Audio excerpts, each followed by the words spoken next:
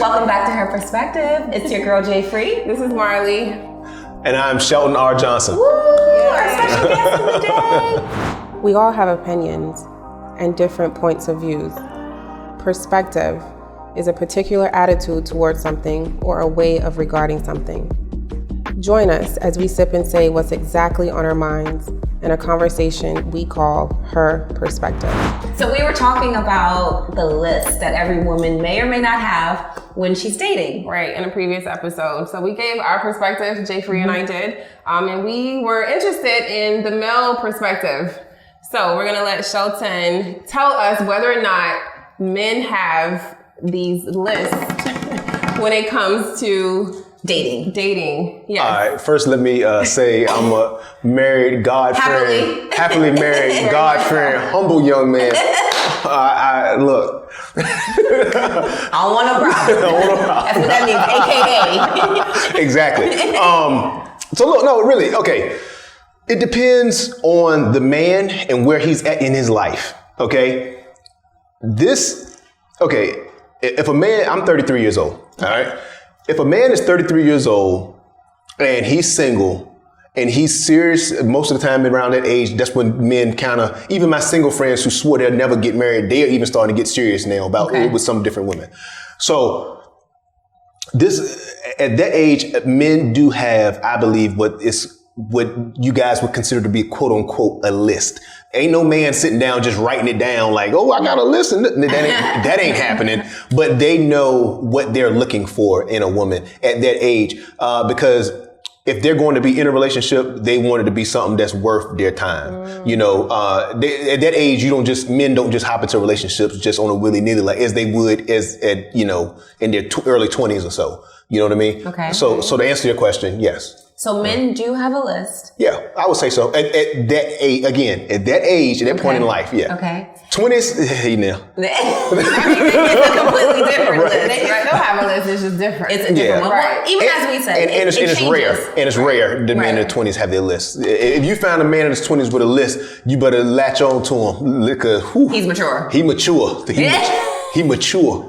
Like, I'm telling you, I was married for 5 years before I had a list. I didn't know what was. I was like, oh, yeah. You are a good wife. Right.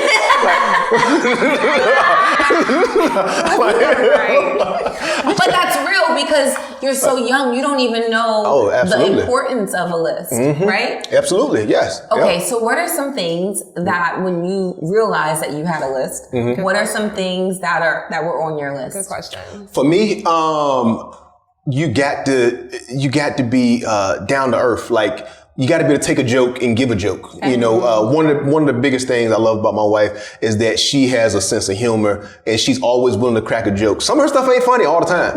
Let me say that too. But it's okay though, because my stuff ain't funny all the time either. Facts. But we like the corniness. What do you mean facts? That was not a good. That was not a good facts time. Like, I was saying myself, my jokes are not always funny, but I want someone to be like, yo, exactly. But we laugh at each other's corniness. Like, even my kids get on it sometimes now. They'll be like, Daddy. And I'd be like, okay, fine. But right, exactly. But the second thing is communication. You got to be able to communicate. One thing we learned in premarital counseling is that they say sex, finances, and communication are the three biggest causes of divorce. That is so true. And in current times, there's a fourth thing that that's social media. So y'all be careful. Yeah. Social media. Yeah. Social media is another huge thing now that's causing divorces. But what I found is that communication conquers all those four. Okay. Because you can talk about social media, you can talk about sex, and you can talk about finances. I agree. You know what I mean? Oh my God. Don't wait till it goes bad to talk about it. Don't wait until he got 300 new followers and all of them females to say, wait, what you doing on your social media? No. He paid for it. Right, exactly. Don't wait till the rent due to talk about finances, and don't wait until it's time to be intimate to be like, wait a minute. Right. I don't like that. Right. That ain't what I really like. Right, exactly. Right. If you talk about those things up front and be vaguely honest, not vaguely, I'm sorry. I'm sorry. But it's okay. Be very honest is what I meant. Yeah. Be very honest about how you feel.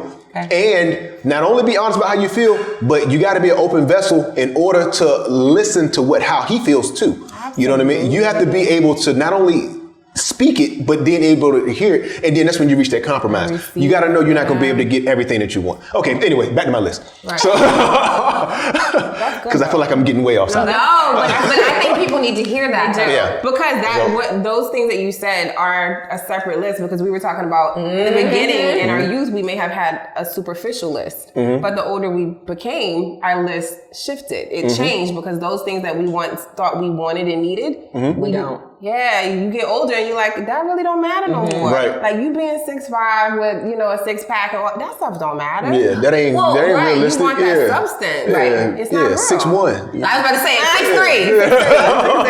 I don't need you to be 6'4". But I will tell you what has changed for me when you said that. I never thought in a million years that drive would be at the top of my list and that your faith. Right. I respect everyone's religion and their faith and whatever they choose, but it's so important for me to have someone who believes in God. Yeah. Absolutely. And it's important that you have drive. Laughter is actually the top 5, but those two, I cannot be with someone who is complacent or won't support me in my drive and my ambitions and all the things that I want to do. So you're right.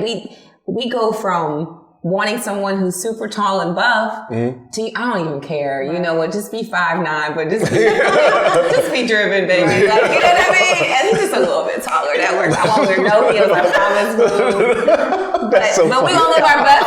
We gonna live our best life. Short and happy. Short and happy. Short and happy. Okay. So your list. Oh my gosh, what did I say? Short men have it bad. I'm sorry, y'all. I feel bad for short dudes. How tall are you? 6'2". I feel like 6'1", maybe even 6'2" and up, they have it good. They have it easier. I feel like 5'5". 5'5". I'm 5'8", and if I wear heels, I'm 5'10". Okay. So anybody shorter than 5, you just got it bad for me. 6 foot and under. It's hard. It's really hard. And I try. Right. I think the height thing, and I'm going to shift a little bit because a lot of my other female friends that I know that are on these social dating sites, and reading some of the profiles, a lot of the men start off, well, not that I thought it was important, but I'm 6'2" or I'm 5'11", but I guess that's important to a lot of women. Like I've seen profiles that the men actually come out and say, well, I guess it's important for you to know how tall I am. But I think a woman wants to have, height is important because they want to feel that sense of security. Like, I know you got me. I think that's what it is. Maybe that's just maybe me. I don't know. I felt not secure with the guy who was tall and secure with the guy who was short. That didn't matter. It was more for aesthetics. Straight up. Straight up. I just like looking up to the guy. Height represents power. Right. To some people. Yeah, it does. Like I don't want to look down at my dude. Yeah. You walk into that room and you command that attention when you're 6'3", 6'4". Yeah. Versus, and it's a confidence thing too, but I think height commands attention. I just don't want to look down at my dude. That's just what it is for me. It doesn't have anything to do with power or attention or anything. It could have that subliminally. But for me, I just don't want to do that to my dude. I don't want to, I want to go up. I don't want to do this. I want to be the girl. I want to feel like the woman. I want to feel like the girl. And I want to be able to reach up to him and look up to him. So I know you're married. Can I say something about short men real quick? I feel like I need to comment on this. I don't want to, because I got a feeling it could be a short man out there watching it just with his girl right now. He probably probably feels so awkward. Listen to me. Listen to me. This is what I found. This is what I've seen in my little 33 years of life. Okay. What matters is what you think about yourself. And I'm speaking to the men right now. Okay. You have to be confident in yourself. Okay. Please understand, confidence overrides a lot of things. Okay. And being confident in yourself, being confident that you can be security for your woman, and being confident that you do look good with your woman. You have to have the confidence in yourself. Don't look for that confidence in a woman because you ain't gonna find it. Okay. Be confident in yourself. All right. Be confident in yourself. And some women, they have their preferences, and if they don't like you, it ain't meant to be, and you don't want to waste your time if it ain't for you anyway. So, dude, I know a lot of short men. I know a lot of short men who are very confident. But see, here's the thing though. Short men and tall men, mentally, I've seen tall men who are weak as water. And that's what I was saying. I'm a former football player. I played football for 20 years. So I've seen tall men who are weak as water. Wow. I've seen short men who are very knowledgeable, strong, confident, who have done phenomenal things in their life. And let me tell you something too. As you get older, ain't nobody out there trying to fight and do all that, thinking all that craziness. Dude. How you carry yourself and your confidence will carry you a long way. I don't care what your height is. Okay. I just wanted to say that because I don't want short men to feel like, dang, man, my wife can just stop watching the show. Like, no, your wife can watch this show. I promise you, these are good women and they just be confident. That's all. But big ups to that because it is our perspective. Yes. And there are a million other perspectives out there and we appreciate and celebrate all of them. Yeah. But we're just honing in on our two little perspectives. Right. But it's really refreshing to have his perspective today. Yeah, I'm glad to be here. I felt that I was like, dang, if I was short. I gotta speak on it real quick. Okay, give us your list. Where was I at? Okay, my bad. Where was I at? I said, you gotta be down to earth. Yes. You gotta be a little goofy. You gotta be able to communicate. Another thing that's on my list is support. You know, I'm not going to dive too much into my personal life, but I will say I'm the one in the relationship who, like, when I have a vision or a goal or something, I'm like you talked about being driven. I'm very driven. Got to go after this thing, make it work. Got to go chase it. And my wife is more the type who she has an idea about something and she might go after it. She might not. I'm normally the one pushing her. Yeah, do it. You got that. Do it, whatever. But on the opposite end, she's not behind me like that. And to be honest with you, that's not what I need. If she was behind me like that, I probably wouldn't do it. You know what I'm saying? Her support is more like, really? You gonna give up? Oh, all right. And I'd be like, no, I'm not gonna give up. Like she knows how to talk to me to get it out of me. You know what I mean? So if you come at me with all this enthusiasm, I probably ain't gonna do it. So I'm just gonna say supportive. That's third on my list. I think everybody needs to be supportive of each other, especially if you're gonna be in a relationship together. Y'all should it should be a team. You want to see each other win. You know what I mean? Absolutely. And then the last thing is being a great mother. Family is huge to me. I came into the relationship with a ready-made family. She had a daughter before we met. So I don't know what it's like to be alone at the house and walk around naked and all that. I don't know what that's like yet. My kid's still there. So,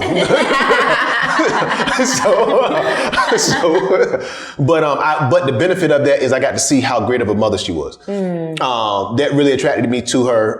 Real quick story. On our first date, we lived an hour apart from each other. I drove an hour to come see her, take her out. And I got there and she said, I need you to drive to Walmart. I was like, what? Drive to Walmart? For what? You gonna ride with me or something? You need to go to Walmart? I can take you. And she was like, no, my babysitter hasn't come yet. I don't want you meeting my child. You just the first date. And I had so much respect for her for that. Yeah. And I was walking around Walmart like, yo, she might be the one. Who knows? But it's a true story. Yep. I drove around Walmart. I walked around Walmart for about 30 minutes or so. Came back. The babysitter came. The child was gone. My daughter, she's technically stepdaughter, but I call her my daughter. She was gone. And got a chance to hang out with her and, go on a date. The date went well. We knocked it the first, just knocked out the park the first date. That's beautiful. Her personality, everything just clicked. It just, it worked. And we stayed the date is good when you want to stay longer. Right, exactly right. The conversation was good. And it just worked, I don't know how else to say it. So did your wife have a list? Do you know? Have you guys? She had a list for sure. Did she? For sure. Yes, for sure. What was her list? Okay. Well, you got to understand. Again, this goes back to my point. She was at a different point in her life. Right. I was 21 years old. I was going into my senior year of college. I was on the football team in college and just as childish as I wanted to be. She was 26 years old, like I said, with a child. She had a house. She had a car. She had a full-time job. I mean, she was established. She was a grown woman. Right. And I'm like, yo, hey, what can I bring to you? Exactly right. I pulled up to the house. I thought I was doing something because I just put rims on the car. You know what I'm saying? I was like, yo, I got these rims. Right. And so, but her list was she wanted somebody, number one, who would be a good fathers to her daughter. That was number one on her list. Number two had to be a good, not only a good father, but he had to be a provider. She won't take care of nobody. She said she went through her share of broke men, and she won't gonna do it no more. We just talked Yeah, about that. we just talked about that. Not to say, men, if you don't have a job, Why you gotta caveat everything? All these listen, I do. It's okay to be in between jobs, but it's not okay to be out of a job. Ambition, like yes, Jay said, exactly. You gotta have the drive, you know, and always have a backup plan. Like if I get a call today saying I'm fired, I know what I'm doing immediately. You know, have a backup plan. Don't always put all your eggs in one basket. All right, that's all I'm gonna say about that. No caveats. Okay, you need a job. If you're gonna have a woman, you need a job. Okay. Now you can be broken single, but don't be together and broke. Okay. Did I say that right? I don't know. But I think so. All I know is get a job. Single, but right, not together. Yeah, It's exactly. a lot of jobs. Yes, it's a lot of jobs. Pick one and take it. All right. Those three things were top on her list. The fourth thing was, like you said, and I might be saying these out of order, but she wanted a God-fearing man. The fact that she knew I was a Christian and I knew she was a Christian, that was immediately, you know. And I remember on our first date. That's one thing I do remember vaguely. I keep saying vaguely. That's one thing I remember vividly from our first date is I saying I believe in God, and she said, "Now, when you say God, you're talking about Jesus Christ." I said, "Yes." I said, "Yes, I believe in Jesus." She was like, "Okay, I just wanted to clarify." She said, "Me too." Yeah, and so and like you know, that was a good thing. So that was her list, and then she wanted to know my plan. She asked about my plan, and keep in mind, I was 21 years old, junior in college, didn't have a plan. Sure. I just told her, you know, and what I told her was that, look, I work hard. I've worked hard my whole life. Wise woman at 26. That's she wasn't that wise to pick me. But because, I'm saying to ask that question. Give yourself some credit. No, you have to give yourself some credit. And to her credit, to ask that question at 26 years old is but she was a mom and she was probably already But not even women our age even ask that question. You know, what are your plans for me? What are your plans if I allow you to be in my life? What are your plans for my family? Do you know what I mean? Because you have to have a plan. You do. Exactly. You have to. Yep. I love that. But like I said, at 21, I did not have a plan. What I did though is I told her that I work hard and that, you know, I always make sure that if you're going to be with me, you're going to be taken care of. And I kept my promise. Like I said in the last interview, I kept my promise. That's I'm big on keeping my word. That's something that I'm really that's really important to me. My dad always drove that through me and my brother's head that you better keep your word. And, you know, I feel like I've done a great job of being a protector, provider, and also the priest over my family, praying over my family. Did you actually have your dad and your mom? Were they still together are they together now? My dad and mom, unfortunately, recently divorced about a year ago. After 32 years of marriage. Wow. I'm sorry to hear that. I am too. Because we were talking about in one of our previous episodes about single mothers raising sons. And whether or not they coddle them to a point to where they grow up into these men who continuously need to be coddled. So I don't know. Did your mother ever coddle? I know I'm skipping right now, but did she ever, to a certain extent, coddle you and your brother, or make you guys feel like, oh no, I'm doing everything for you guys. I'm just gonna do it all and. No, to put it bluntly, she didn't coddle us. She did a great job of stepping back and letting my dad be that sounds so bad, stepping back, but but she let my dad be the man of the household. She let him discipline us. He rear-ended us, you know. Now the crazy part is a lot of times he would come home from work and my mom would be like, them boys, you did this and blah, blah, blah. And she gets so mad, and then he'll come and spank us, and then after when he's in the middle of spanking us, she'll come, no, don't kill him, don't kill him. I'm sitting there like, Mama, make up your mind. But she, no, she didn't. She didn't coddle us, but she also, she made sure that we knew how to treat women. You know, when her and my dad, see, I grew up, and a lot of people nowadays, and talking about the family environment now, a lot of people nowadays, they believe that you shouldn't argue in front of your children and all stuff, you know. Growing up, I saw my parents argue. I saw. You need to do that. I I agree. I saw what marriage really looks like. Right. I knew what I was getting into when I said I do. Right. You know, I knew that. Right. Exactly. I knew we weren't going to be all, you know, great every day, all the time. Absolutely. But she would, after the arguments or whatever, she would always tell us, you know, well, first of all, my dad always made it a point, you know, he would tell us too, like, you know, when you talking to a woman, you know, you don't disrespect her, you don't do stuff like that or whatever, you know. And my mom would also make sure that she told us that she would go back and reiterate the same things. They always we're on the same page. They were on the same page with that, you know, like making sure that we understood, like, hey, you know, this, if you're going to be in an argument with a woman or y'all going to disagree, this is going to happen, but you need to know how to talk to her. Right. You need to understand. Right, exactly. Fight fair, exactly. And so I believe my mom was a great mom because when we needed her to be the cuddly, soft mom, she was there for us. You know what I'm saying? But because my dad definitely wasn't the cuddly one. but that's the crazy part. I feel like even hearing you say that, it almost validates what I see all the time. And that's if you have that 2-parent household, the 2 parents can then play their role. When one parent is gone, that parent is trying to compensate for the missing parent, that absent parent. And then that's when you get what I was calling in a previous episode, like the mom coddling the son because dad isn't there to do the raising or vice versa, whatever it is. And I feel like when they have the 2-parent households, there's more structure. Everyone has a role. The dad can be strict and firm and raise him up to be a man. Mom can be there either to be an enforcer, a supporter, the nurturer, whatever her role is. You know what I mean?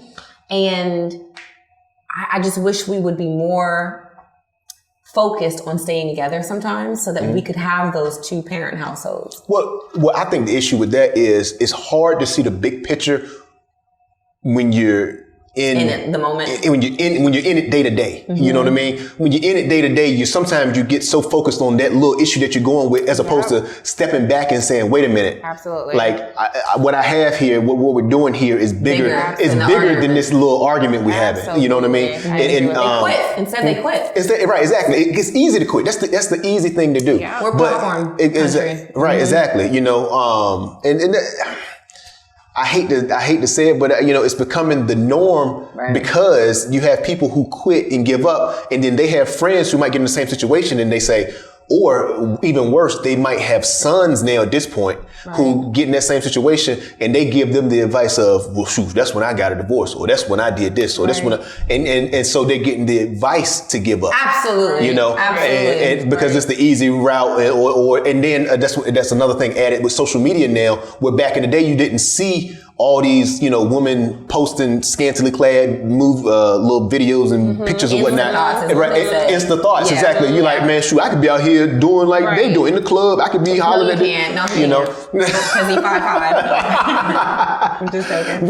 But all that stuff plays into people's psyche, and I say people because it's not just men; it's men and women too. Do you think if we were more of a community to one another and positioned ourselves to really support one another in a way like, you know what, you should really fight for that marriage or fight for that relationship, that we would continue to fight for it? Or do you think that that's just on the individual, the person? When you say community, what do you mean? Like people outside of the household? Yes. Like family, friends?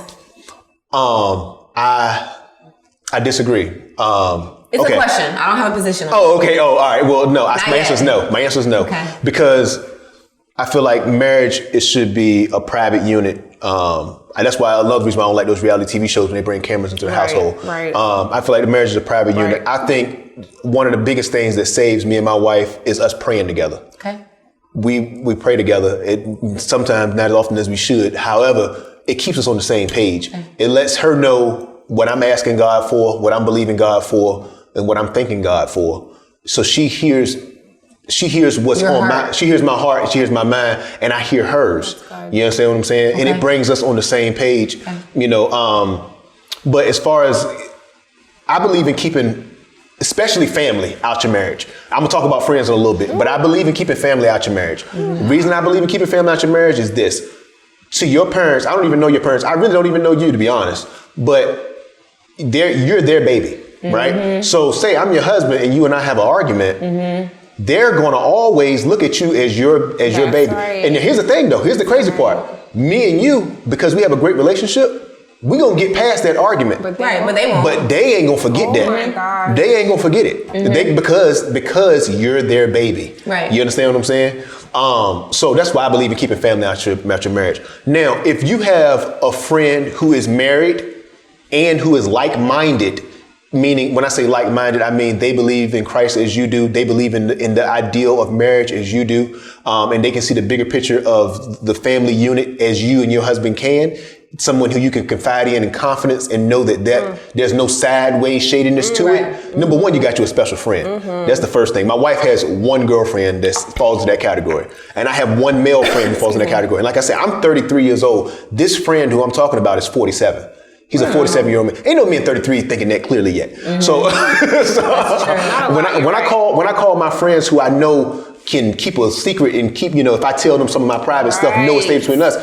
Yeah, they got my back as far as it ain't going nowhere, but the advice that I get back is like, what? And like, it's craziness. No, even though I'm mad at her right now, I know this is crazy. So I'm gonna holler at you. You know what I'm saying? Right. And I go call a 47-year-old, or I'll call my dad, who also gives me still great advice when it comes to marriage. So that advice that you get from your dad is more generic. It's more generic. I don't tell him. You won't tell him what's happening. I don't tell him. Right? Yeah. No.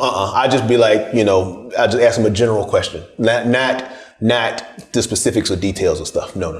So you have a community, maybe not a large community, but you have a community. So you got the 47-year-old, your dad, and maybe there's nobody else. Nobody else. Okay. Nobody else. If something happens to the 47-year-old, and God, and God, yes, there you go. Right. Do you have a community? That's the number one. When I was married, that was who I talked to. When my mother was born, God was he was the one. I probably shed a lot of tears and talked to him a lot. So even when I couldn't, and it's not, I'm going to say couldn't talk to my mother, but you don't ever want to continuously call someone and just every time you talk to them, it's about that person. Your problems, that person. Right. So I really would take everything, as they say, to the altar and really just dig deep. Soul search, and you get those responses and those answers that if you're genuine, like what you're praying about. Absolutely. So like him, there's only not even a handful of females that I would really tell when I was married things that I was because you can't tell everybody everything. You can't. They don't really have your best interest at heart, and they don't know the entire situation. They're only getting it from one perspective. You know what I mean? They're hearing your part. Yep. They're not hearing the other person's story. So it's like everything is one-sided. Yeah. So and that person can't, like the 47-year-old guy, he's not afraid to tell me, Shelton, you're wrong. Right. You know what I'm saying? Like somebody like that. I've been wrong. Let me tell you, I've been wrong so many times. Right. But he's somebody who'll tell me straight up, yo, Shelton, you're wrong. Like, your stuff stinks. You're wrong. You jacked up on this situation. She didn't mess this up. You messed this up. Right. You got to have somebody who's willing to be honest with you up front. Even when it hurts. Absolutely. Exactly. And to be honest with you, that's why I bring him up because he is the one.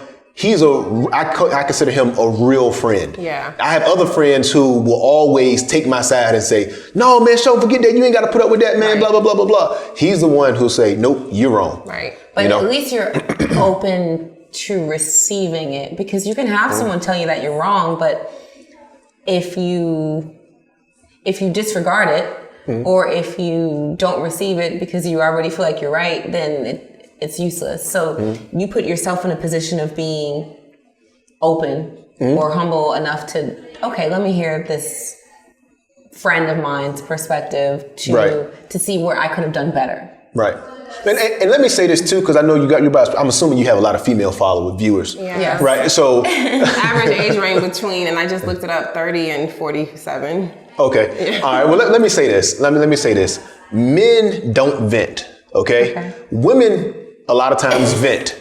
Men, we don't vent. So if a man is calling somebody and telling somebody their problems, we're not calling them just to get it off our chest. No, we good. We're gonna play the video game. We done. We good. It's off our chest. Like really, men don't vent. Men don't know. If I'm calling somebody, I need to know What to do. What to do. I need your help.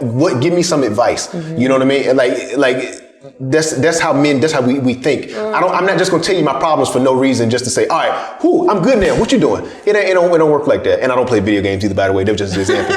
I really stopped playing video games when I was like 23. I can't do it no more. It just feels weird. I feel like I could be doing so much other stuff. Right. Facts. So would you say that the quality of friends that a man has should be of importance to a woman when she's dating? That's a tough question. I say yes. My perspective, yes. Oh, yes. Okay, speak on it. I'm not even kidding. Girl. Yes. I'm going to say this. Yes. Okay. I'm going to say yes. The quality of friends matter. Yes, they do, because if he's hanging around a bunch of dogs, it's likely that he's a dog too. He got some fleas too. There Exactly. You better believe that. That's the truth. If he's hanging around a bunch of successful men, he'll be successful. If he's hanging around a bunch of good, wholesome, wholehearted married men, that means he'll probably want to get married. Yes, all that is true. But as far as having that friend that I said who you can confide in when stuff goes wrong, you got to search long and hard to find a friend like that. So he might not have that friend yet because he hasn't been in that situation yet. Sure. You understand what I'm saying? What if he has no friends?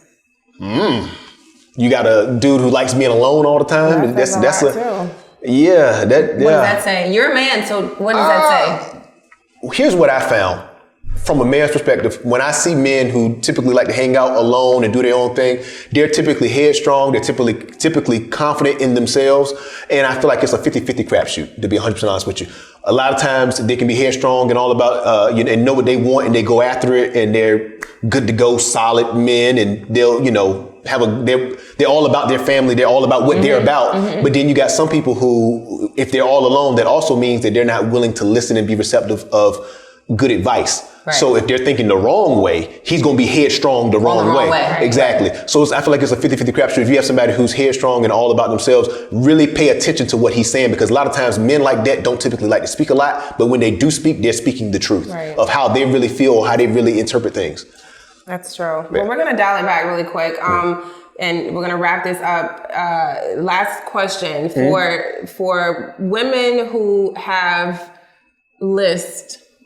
What would you say to them? And I want to put it in an age range between the age of 30 and say 40, who are single. I know you're married, but what would you say to them? I would say stick to your list. Okay. You have the power. You have the power. You have what men want. Okay. All right. You have what men want. The reason men go to clubs, the reason they go online, the reason they do all this stuff is because they want what you have. And y'all know what we talking about if you're in your 30s and 40s. All right. Okay. You have the power. Stick to your list. When a man is serious about you, he will do everything in his power to meet that list. Wow. To meet that requirement. Stick to your list. Stick to your list. Stick to your list. Absolutely. You heard it from his perspective. So we appreciate you guys for watching. We'll see you next episode. Peace out. Hey y'all, if you're watching us on YouTube, please be sure to like, subscribe, and share our channel. And if you want to hear our perspective on any particular topic, just send us an email or leave us a comment below.